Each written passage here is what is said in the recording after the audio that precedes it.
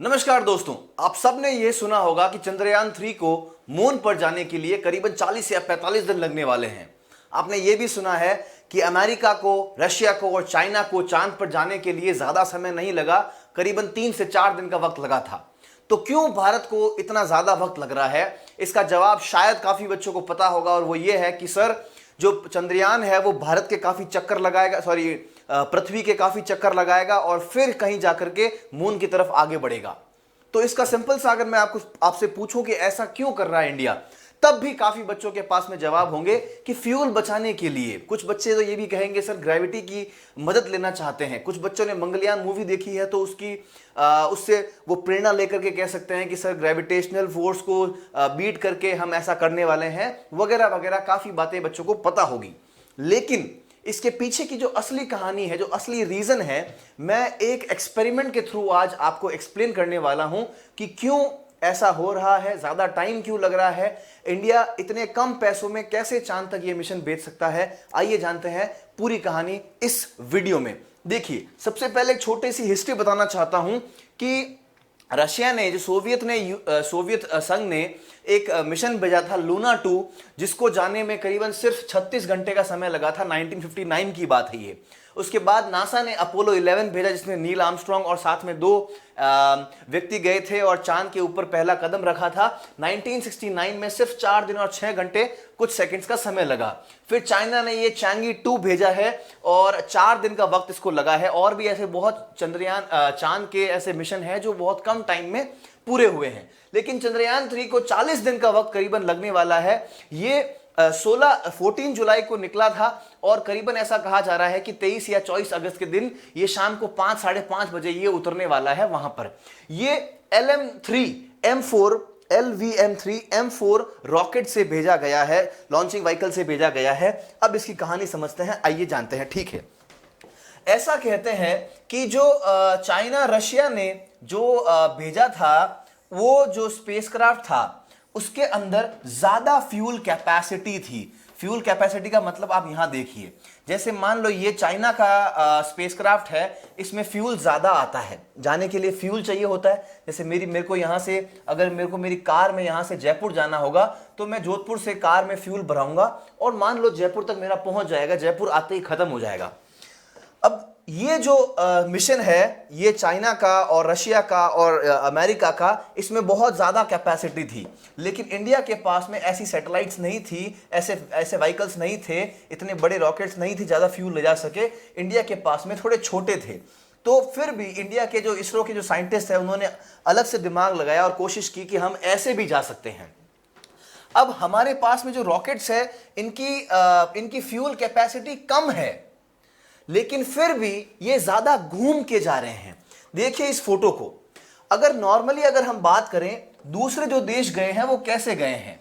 ये हमारा पृथ्वी है, इस पृथ्वी से दूसरे जो देश है वो सीधा चांद पर गए हैं। तो इनको जाने में ज्यादा वक्त नहीं लगा और कम दूरी तय करनी पड़ी। लेकिन भारत जो है वो कुछ इस तरीके से जा रहा है।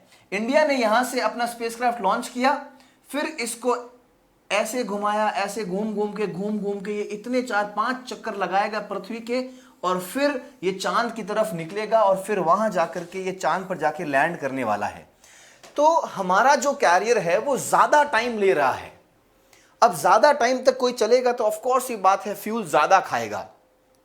लेकिन इसमें कुछ अलग रीजन बताया गया है। एक मंगलयान मूवी में एक छोटा सा एग्जाम्पल दिया है और एग्जाम्पल में यह कहा है कि अगर हम पूड़ी बनाते हैं घर के अंदर, तो हम पहले गैस को ऑन करते हैं, तेल पूरा गर्म हो जाता है, तो उस गर्म तेल के अंदर हम 4-5 पूड़ी निकाल सकते हैं गैस को बंद करके, क्योंकि वो तेल काफी टाइम तक गर्म रहेगा। कंटिन्यूअसली गैस को ऑन रखने का फायदा नहीं है, ज्यादा फ्यूल जलाएंगे। तो ऐसा ही कुछ तरीका अपनाया है हमारे इसरो ने। तरीका क्या है, आइए देखिए। आप मान लो बाइक चला रहे हो, आपने बाइक की स्पीड जोर से कर दी और फिर क्लच दबा के उसको बंद कर दिया। अब उसका इंजन तो बंद है, लेकिन बाइक काफी टाइम तक चल रही है। थोड़े आगे जाने के बाद में जैसे ही आपकी बाइक बंद होने वाली, थोड़ी और उसको स्पीड दे दो, और स्पीड दोगे तो फिर वो और चलेगी, फिर बंद कर दो, फिर वो अपने आप बंद फ्यूल में चलेगी। तो अगर आप मान लो एक जगह से दूसरी जगह जा रहे हो और आपकी गाड़ी कंटिन्यूअसली चालू है, इंजन चालू है, तो आपको 100 रुपए का पेट्रोल जलेगा। लेकिन अगर आप ऐसे जा रहे हो, गाड़ी तेज की, इंजन बंद कर दिया, फिर अपने आप जा रही है, तो आपको 100 की जगह करीबन 50 रुपए का ही जलेगा, ऐसा अनुमान है। तो यही तरीका अपनाया है यहां के वैज्ञानिकों ने। अब तरीका को समझते हैं कि ऐसा कैसे कर सकते हैं। क्यों ना फिर वो सीधा जाए, यहां से इसको स्पीड बढ़ाए और फिर अपने आप चल दे, फिर रुके, जैसे ही रुके यहां पे स्पीड बढ़ाए, फिर रुक जाए।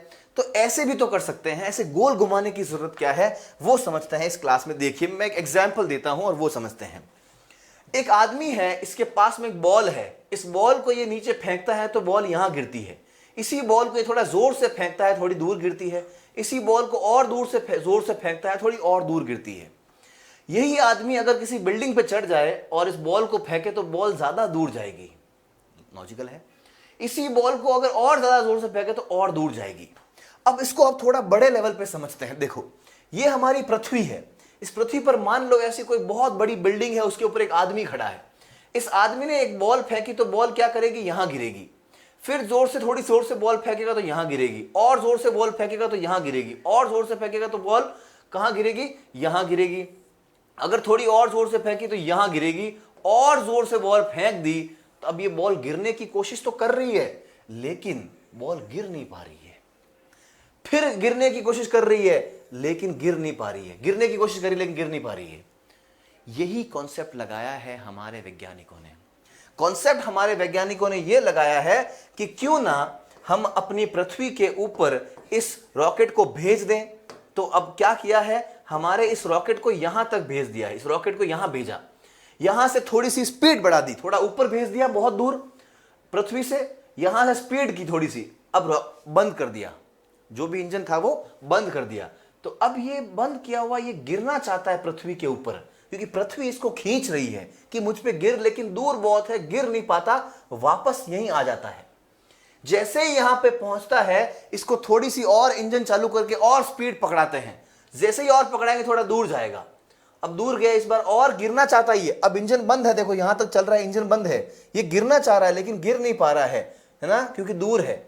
जैसे ही वापस यहां पहुंचेगा, थोड़ी सी इस बार और स्पीड करेगा, और दूर जाएगा, और दूर जाएगा। अब गिरने की कोशिश कर रहा है, इंजन बंद है, इंजन बंद है, इंजन बंद है, यहां आएगा, वापस इंजन चालू करेंगे, थोड़ी और स्पीड देंगे।